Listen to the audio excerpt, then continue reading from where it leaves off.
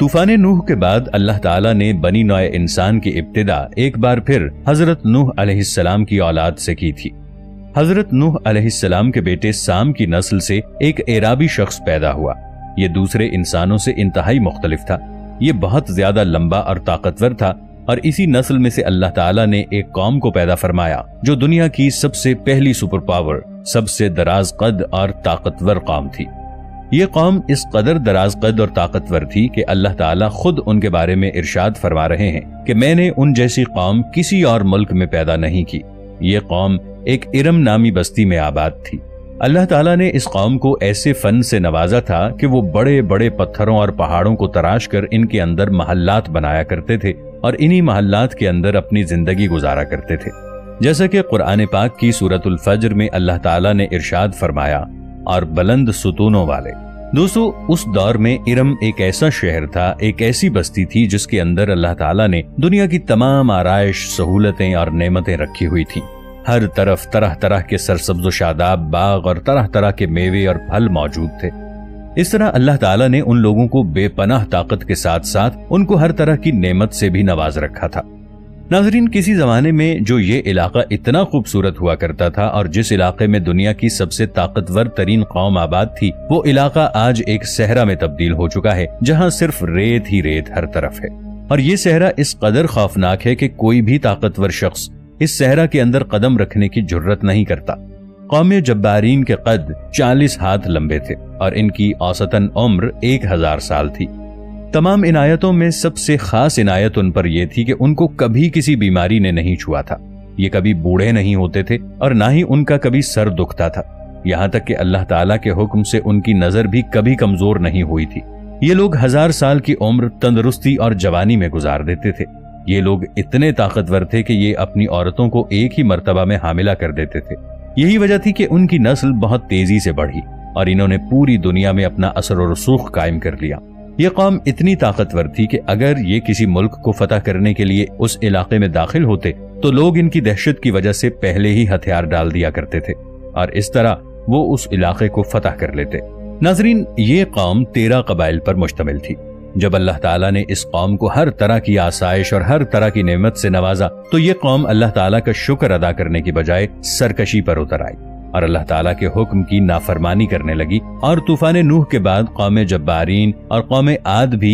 وہ پہلی اقوام تھی جنہوں نے اللہ تعالیٰ کی ذات کو چھوڑ کر بت پرستی کی بنیاد رکھی، اور یہی وہ پہلی قوم تھی جنہوں نے بتوں کی پوجا شروع کی تھی۔ بت پرستی کے بعد یہ قوم طرح طرح کے گناہوں میں مبتلا ہونے لگی اور حد سے بڑھنے لگی۔ اس قوم کی ہدایت اور رہنمائی کے لیے اللہ تعالیٰ نے حضرت ہود علیہ السلام کو مبعوث فرمایا۔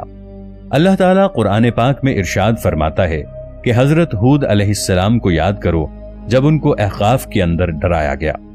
جب حضرت ہود علیہ السلام نے اپنی قوم کو اللہ تعالیٰ کی وحدانیت کی طرف بلایا اور اللہ تعالیٰ کا پیغام ان کی طرف پہنچا کر ان کو برائی سے روکا تو یہ قوم حضرت ہود علیہ السلام کا مذاق اڑانے لگی اور حضرت ہود علیہ السلام سے مخاطب ہو کر کہنے لگی، تم ہمیں بہت کم عقل نظر آتے ہو، ہم تمہیں کاذب سمجھتے ہیں، معاذ اللہ۔ لیکن پھر بھی حضرت ہود علیہ السلام اللہ تعالیٰ کے حکم سے مسلسل ان کو 50 سال تک اللہ تعالیٰ کی وحدانیت کی طرف بلاتے رہے اور اس قوم کے نافرمان لوگوں کو دعوت حق دیتے رہے، مگر یہ بدبخت قوم اپنے گناہوں سے باز نہ آئی اور یہ اپنے گناہوں میں اس قدر ڈوب چکی تھی کہ نہ ان پر اپنے نبی کی کوئی بات اثر کرتی تھی بلکہ الٹا اپنے نبی کو برا بھلا کہتے تھے۔ دوستو، اس قوم کے 2 بڑے قبائل تھے جن کا نام کلمان اور حلجان تھا۔ یہ تو ایسے بڑے قبائل تھے جن کے پاس پوری قوم کی سرداری اور حکمرانی تھی۔ پوری قوم ان 2 قبائل کی فرما بردار تھی۔ پھر اللہ تعالیٰ نے حضرت ہود علیہ السلام پر یہ کرم کیا کہ ان 2 قبائل میں سے ایک قبیلے نے حضرت ہود علیہ السلام کی دعوت کو قبول کر کے اللہ تعالیٰ کی وحدانیت پر ایمان لے آئے، اور اس طرح اللہ تعالیٰ نے اپنے پیارے نبی حضرت ہود علیہ السلام کی مدد فرمائی اور اس طرح ان کی حوصلہ افزائی کر کے ان کی طاقت میں اضافہ فرمایا۔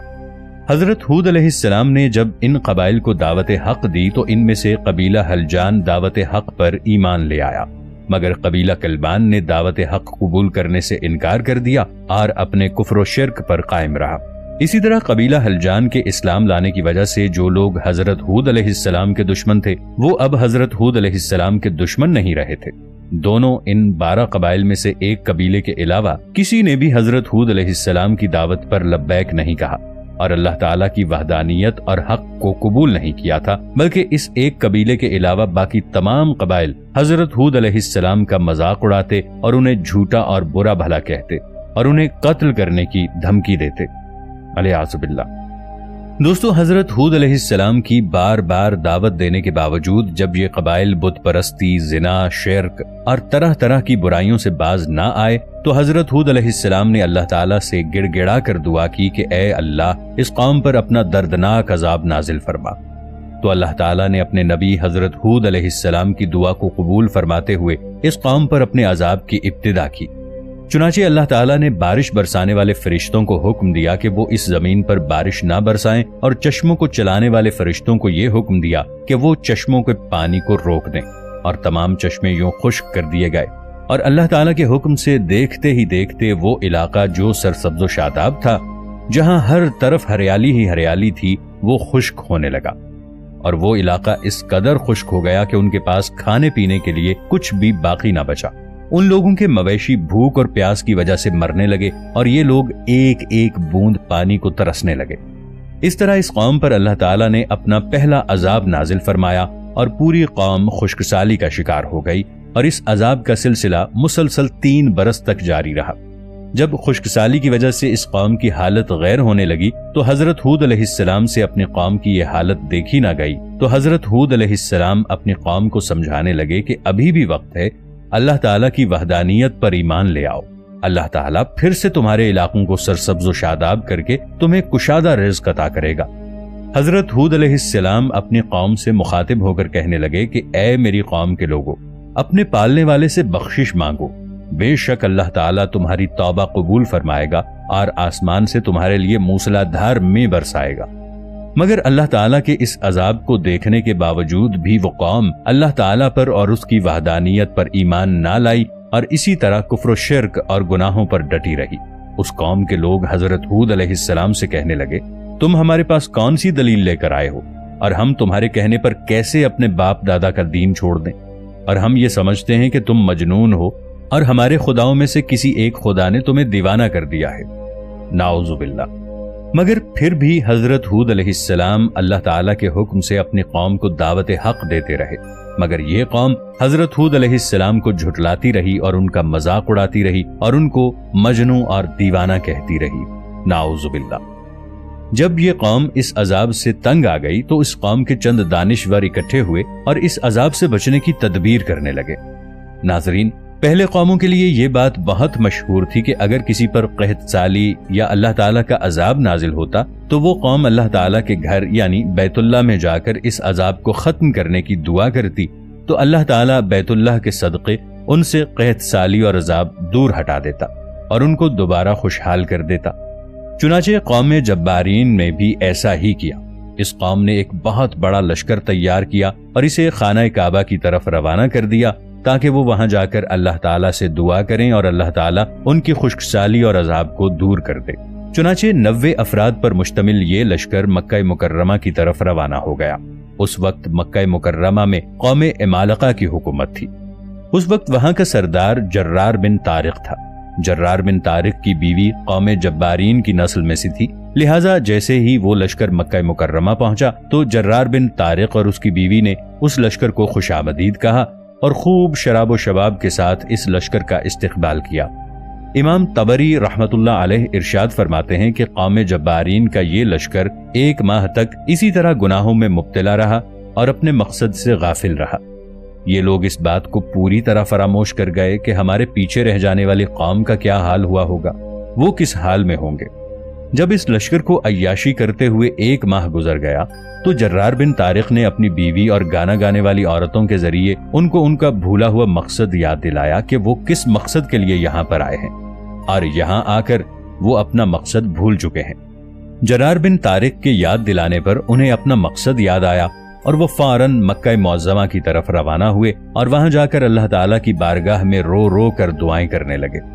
ابھی یہ لوگ دعا کر ہی رہے تھے کہ اچانک دیکھتے ہی دیکھتے آن کی آن میں ان کے اوپر کالے رنگ کے بادل کا ایک ٹکڑا آ گیا۔ اسے دیکھ کر یہ لوگ بہت خوش ہوئے اور خوشی خوشی اپنے قبیلے کی طرف جانے کی تیاری کرنے لگے۔ جیسے جیسے یہ لوگ اپنی قوم کی طرف بڑھتے ویسے ویسے ہی بادل ان کے پیچھے پیچھے رواں دواں تھے۔ جیسے ہی یہ لشکر اپنے علاقے کے قریب آیا اور حضرت ہود علیہ السلام نے اس لشکر کے پیچھے بادلوں کو دیکھا تو حضرت ہود علیہ السلام فوراً سمجھ گئے کہ یہ بادل اللہ تعالیٰ کا کوئی کرم نہیں بلکہ ایک دردناک عذاب لے کر آ رہے ہیں، اور یہ قوم جن بادلوں کو دیکھ کر بہت خوش ہو رہی تھی اور اسے بارش برسانے کا سبب سمجھ رہی تھی، دراصل وہ اللہ تعالیٰ کا ایک بہت بڑا عذاب تھا جو ان پر مسلط ہونے والا تھا۔ جب حضرت ہود علیہ السلام نے اللہ تعالیٰ کے عذاب کو دیکھ لیا تو انہوں نے اپنی قوم کو پھر دوبارہ سمجھانے کی ایک ناکام کوشش کی کہ ابھی بھی وقت ہے، تم اپنے اللہ تعالیٰ کی وحدانیت پر یقین لے آؤ اور اپنے گناہوں سے توبہ کر لو، ورنہ اللہ تعالیٰ کا دردناک عذاب تمہارا منتظر ہے اور تم لوگ اس طرح ہلاک کر دیے جاؤ گے۔ مگر اس بدبخت قوم پر حضرت ہود علیہ السلام کی کسی نصیحت کا کچھ بھی اثر نہ ہوا، اور اسی طرح حضرت ہود علیہ السلام کی نصیحت کو جھٹلاتے رہے اور اپنے کفر و شرک پر قائم رہے۔ حضرت ہود علیہ السلام کے سمجھانے اور اس عذاب کو دیکھ لینے کے باوجود یہ قوم اپنی سرکشی سے باز نہ آئی اور حضرت ہود علیہ السلام کو جھٹلاتی رہی۔ آخری بار سمجھانے پر بھی جب قوم حضرت ہود علیہ السلام کی کسی بات کو ماننے سے انکار کرتی رہی تو اللہ تعالیٰ نے حضرت ہود علیہ السلام کو اس علاقے سے کوچ کر جانے کا حکم دیا۔ اللہ کے حکم پر حضرت ہود علیہ السلام مؤمنین کے ہمراہ اس علاقے سے ہجرت کر گئے، اور جیسے ہی حضرت ہود علیہ السلام نے مؤمنین کے ساتھ اس علاقے سے باہر قدم رکھا تو وہ بادل گہرے سے گہرے سیاہ ہوتے گئے اور دیکھتے ہی دیکھتے ایک خوفناک طوفان کی شکل اختیار کر گئے۔ ان بادلوں میں اللہ تعالیٰ کی طرف سے بھیجی گئی اس قدر گرم اور دردناک ہوا تھی کہ اس دردناک ہوا نے اس قوم کے لوگوں کو چیونٹیوں کی طرح اٹھا اٹھا کر پٹخنا شروع کر دیا، اور قوم جبارین کے وہ لوگ جو دنیا کی سب سے طاقتور قوم تھی، اس قوم کے لوگ تنکوں کی طرح ہوا میں اڑ رہے تھے، اور اس طرح قوم جبارین کے لوگ اس دردناک عذاب میں مرنا شروع ہو گئے۔ اللہ تعالیٰ کا یہ دردناک عذاب 7 راتوں اور 8 دنوں تک مسلسل جاری رہا۔ اس ہوا نے اس قوم کے بڑے بڑے محلات اور عمارتوں کو برے طریقے سے تباہ اور مسمار کر دیا، اور تمام نافرمان لوگ اس دردناک عذاب میں ہلاک ہو گئے، اور دنیا کی طاقتور ترین قوم کے شہر ارم کو اللہ تعالیٰ نے اپنے عذاب کے ذریعے تباہ و برباد کر دیا، اور اس خوبصورت شہر کو ایک صحرا میں بدل دیا جو آج بھی لوگوں کے لیے عبرت کا نشان ہے۔